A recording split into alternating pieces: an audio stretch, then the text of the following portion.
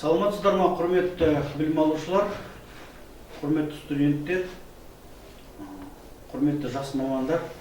Бүгінгі біздің сабағымыз қылмыстық құқық жалпы бөлім. Қылмыстық құқық жалпы бөлім. Өзі қылмыстық құқықтың өзі жалпы бөлім, ерекше бөлім болып екі бөлімнен тұрады. Баршамызға белгілі қылмыстық құқық неден тұрады? Қылмыстық құқық ол құқықтық нормалардан тұрады. Демек, заңдылық нормалардан тұрады. Заңдылық нормалардың жиынтығы. Қылмыстық құқықтың өзі жалпы және ерекше бөлім болып бөлінеді тағыда.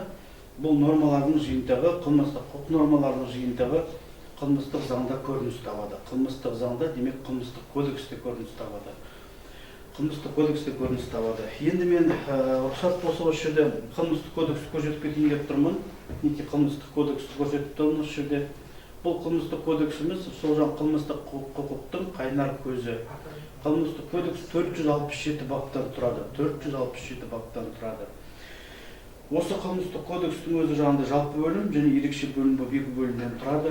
Бұл жерде енді айта кетуіміз керек, біз жалпы бөлімінде 7 бөлімнен тұрады. Ол ішінде сол жалпы бөлім 7 бөлімнен тұрады. Ал ерекше бөлімде бөлімдері жоқ. Ерекше бөлімде тараулар, 18 тарау бар. Енді осы қылмыстық құқықтың өзі жағында неге жалпы ерекше болып екі бөлімнен тұрады? Осыны қысқа айтып кетейік. Өйткені жаңағыда қылмыстық құқықтың жалпы бөлімінде түсіндірмелер бар, ұғымдары бар. Қылмыс дегеніміз не? Қылмыстың құрамы, қылмыстың сода объективтік жағы, объектісі, субъективтік жағы, субъекті дегеніміз не? Және де қылмыстық жауаптылық негізі. Қандай кезде қылмыстық жауаптылыққа тартылады? Субъект. Және де жаңағыда жазалардың түрлері, жаза тағайындаудың ережесі. Нақты айтқан кезде ережелер. Және де кәмелетке толмағандардың жауаптылығы, медициналық сипаттағы мәжбүрлеу шаралары. Осы айтылған ережелердің барлығы жалпы бөлімді қамтиды. Енді ерекше бөлім бар. Ерекше бөлімде нақты 18 тараудың бәрінде бөлек жасалынған қылмыстардың атаулары көрсетіледі. Меншікке қарсы қылмыстар, жеке адамға қарсы қылмыстар, мемлекеттік қызмет және мемлекеттік басқару саласына қарсы қылмыстар, экономикалық қылмыстар, әскери қылмыстар, көліктегі қылмыстар, экологиялық қылмыстар, және де конституциялық құқыққа қарсы қылмыстар, қоғамдық қауіпсіздікке, адамгершілікке қарсы қылмыстар деп бөлініп кетеді. Осы жалпы бөлім мен ерекше бөлім екеуі бір-бірімен тығыз байланысты, бір тұтас бөліп жаруға болмайды. Бір мысал келтіріп кетейік. Егерде бұзақылық әрекеті бойынша қылмыстық кодексте 293 бап. Қылмыстық кодексте 293 бап ол ерекше бөлімнен көрініс табады. Сол 293 баппен бұзақылықпен жауапқа тартатын болсақ, сол қылмыстық әрекет жасаған адамды біз әрине статьяны ашқан кезде, кодексті ашқанда 293 баптың диспозициясын ашамыз. 293 бапты ашқанда диспозиция көрініс табады. Және де төмен жағында санкция. Ал енді бұл жерде жағында қылмысты саралаймыз. Осы жерде айта кетуіміз керекпіз. Бұл қылмыстың субъектісі кім, объектісі не, объективті жағы қандай, субъективті жағы қандай деген сұрақтарға жауап беру үшін бұл жерде жалпы бөлімнен көрініс табады. Жалпы бөлімнен ережелеріне қараймыз да демек. Субъект ол әрине кез келген жеке азамат, ол жаңағыдай арнаулы субъект болуы да мүмкін, мемлекеттік қызметкер болуы мүмкін жаңағыдай. Субъектив жауаптылық әрине 16 жастан басталады бұл жерде. Ауыр қылмыстар бойынша 14 жастан басталады. Объектісіне келетін болсақ, мысал үшін бұзақылық қылмыста объектісі, демек қайда зиян келеді? Қоғамдық тәртіпке. Қайда зиян келеді? Адамдардың құқықтарына, адамдардың өміріне, денсаулықтарына, қоғамдағы мүліктерге, мүліктік құқыққа зиян келеді. Мысал үшін мүлік қирауы мүмкін деген сияқты. Әрекет қандай? Қоғамдық тәртіпті өрескел дөрекілікпен бұзу, дөрекілікпен бұзу, күш қолданып, болмаса қандай да бір зиян келтіру, мүліктік зиян келтіру, азаматтық конституциялық құқығына зиян келтіру, басқа бір адамға бір ғайбат сөздер айту, қатты ауыр сөздер айту деген секілді. Қалай субъективті жағында қалай деген сұраққа жауап береді? Демек, абайсызда ма, я болмаса қасақаналықпен ба? Бұзақылық әрине тек қана қасақаналықпен жасалады. Оның ішінде тек қана тікелей қасақаналықпен, ол абайсызда жасалуы мүмкін емес. Жанама қасақаналықпен де жасалуы мүмкін емес. Тек қана тікелей қасақаналықпен. Бүгінгі мінекей осы біз бірінші сабағымыз қылмыстық құқық пәніне бүгінгі сабағымыз кіріспе болып отыр. Қылмыстық құқық пәніне кіріспе. Қылмыстық құқықтың жаңағы біз айтып кеттік, жаңағы қайнар көзі нормативтік актісі қылмыстық кодекс дедік, да? Қылмыстық кодекс. Кейде маған кейбір балалар сұрайды, жастар сұрайды, сіз қылмыстық кодексте статьяларды қалай табасыз, қалай табуға болады деп. Оған енді мен кеңес беріп отырмын сіздерге.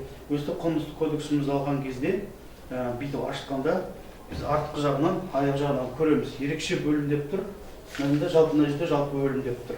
Мында статьялардың тізбегі жазылады. Осында статьялардың атаулары көрсетілген.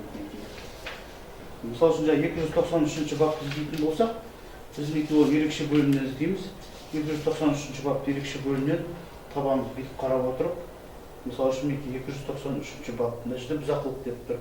Мына жерде жаңағы 130 бетте. Демек 130 беттен ашып табамыз.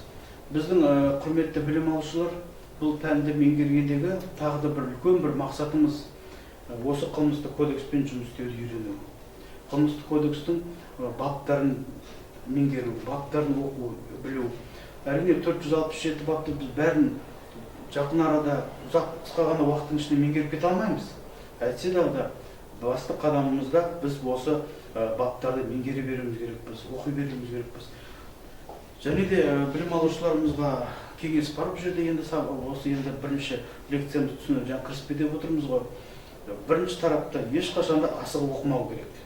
Заңды оқыған кезде түсініп оқу, терминдерге мән беру, диспозицияға мән беру, және де осы жерде жаңағыдай тез оқып тастау емес, әрбір жаңағыдай мән бере отырып, соның жаңағы былай айтқан кезде образды келістіру, көз алдыңызға елестету былай айтқанда. Егер мысалы үшін жаңағы біз бұзақылық десек, бұзақылық әрекет 293 бап, енді осы жаңағыда айттық қой мысалда. Соны қалай ол көрініс табады екен деген сияқты. Егер мысалы үшін паралық қылмыстардан айтатын болсақ, қылмыстық кодексте 366 бап пара алу, 367 бап пара беру ғой.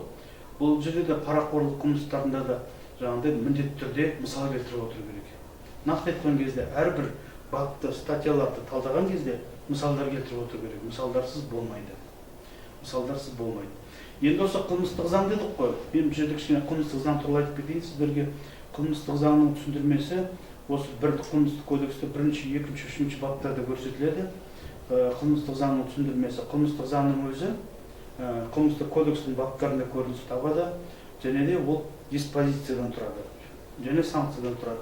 Жалпы бөлімде қылмыстық кодекстің диспозиция мен санкциядан тұрады деп айта алмаймыз. Жалпы бөлімде ол тек қана ережелерден ғана тұрады. Ережелер, нормалар. Ал ерекше бөлімде, қылмыстық кодекстің ерекше бөлімінде, қылмыстардың түрлерінде ол қылмыстық заңымыз диспозициядан және де санкциядан тұрады. Диспозицияның өзі жай диспозиция болады. Егер мысалы үшін ұрлық деген қылмысты айтатын болсақ, 188 бап бойынша. Онда жаңағыдай көрдіңіз бе, осы ұрлық деген сөздің өзі неге ұрлық әрекетін білдіріп тұрып жүрді, жай диспозиция, атауының өзі.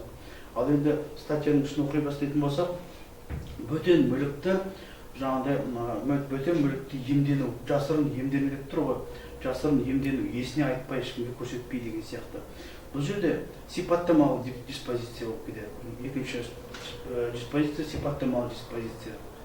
Бланкеттік диспозиция деген болады.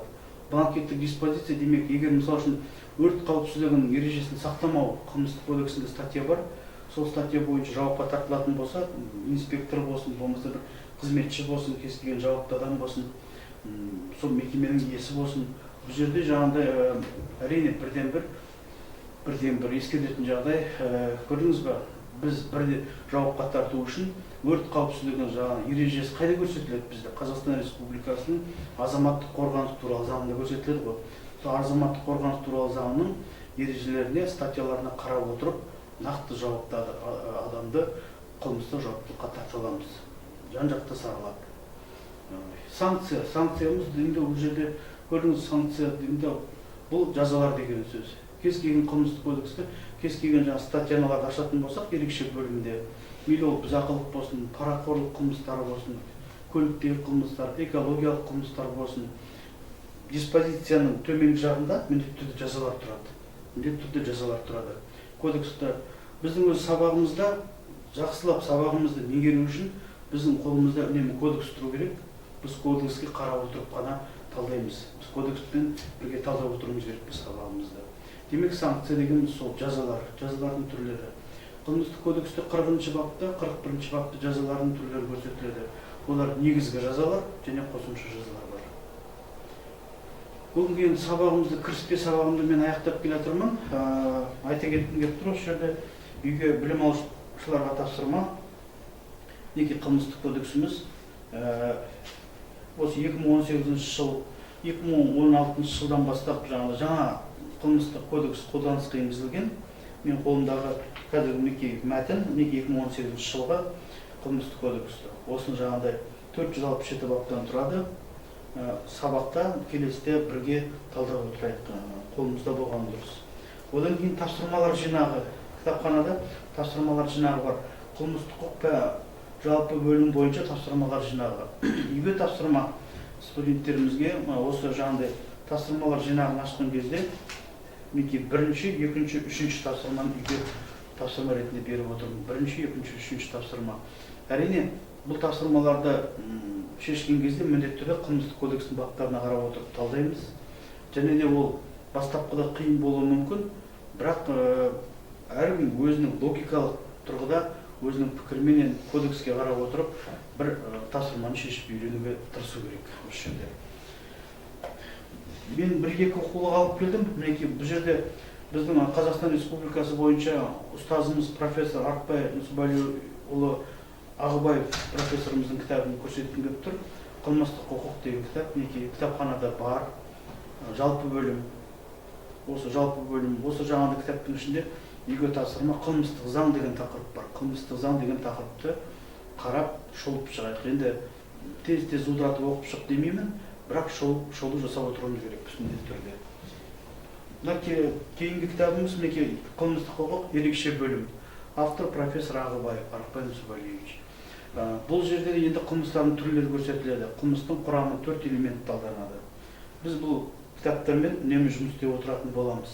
Әрине қазіргі біздің енді бастаған сабағымыз қылмыстық құқық жалпы бөлім болғаннан кейін біз ерекше бөлімге тек ішінара тапсырмалар шешкен кезде ғана көз жүгіртіп отыратын боламыз. Бүгінгі сабағымызды сол аяқтай келе айтқым келіп тұр. Мінекей қылмыстық заңымыз ол қылмыстық құқықтың нормаларының, демек ережелерінің жиынтығы деген сөз. Ережелердің жиынтығы, ал сол ережелердің жиынтығы, қылмыстық құқықтағы ережелердің жиынтығы, ол қылмыстық заңда көрініс табады. Біздің қылмыстық заңымызды парламент қабылдап, президент қол қойғаннан кейін, қолданысқа енгізілгеннен кейін, ол әрине қылмыстық заң деп емес, қылмыстық кодекс болып қолданысқа енгізілген болатын. 1959 жылы Қазақстан қылмыстық кодекс енгізілген, 1997 жылы Қазақстан Республикасының қылмыстық кодексі енгізілген болатын. 2010 осы жағандай 15 жылдан бастап жаңа қылмыстық кодекс қолданысқа енгізіліп, қазір заңды күшінде. 1926 жылы Россия Советтік Федеративтік одағымен КСРО заманында бұл ұлы октябрь революциясынан кейінгі уақыт болатын Қазақстан мемлекет былай жаңағыдай одақ болып құрылған кезде ең бірінші қылмыстық кодекс 1926 жылы қылмыстық кодекс қолданысқа енгізіліп жүзеге асқан болатын. Бірақ осы айтып отырған статик кодекстердің барлығында да қылмыстық кодекс жалпы ерекше бөлімден тұрған, және де жаңағыдай осы қылмыстық заң туралы, қылмыс туралы, қылмыстардың түрлері туралы үнемі ақпарат мағлұматтар беріп келді ол заңдар. Көп рахмет. Сұрақ болса, әрине жаңағыдай сіздер енді неге почтаға жазуларыңызға болады, электрондық почтамды мен жазып көрсетемін барлығын. Ал жалпылай тапсырма сол, неге бірінші, екінші, үшінші тапсырмалар жинағында бірінші, екінші, үшінші тапсырмалар жинағы бойынша, және де осы қылмыстық кодексте бірінші, екінші бапты оқу. Біздің жаңағыдай қолымызда үнемі осы кітаптар болу керек, осы заңнамалар болу керек. Онсыз біздің жұмысымыз жүрмейді. Көп рахмет.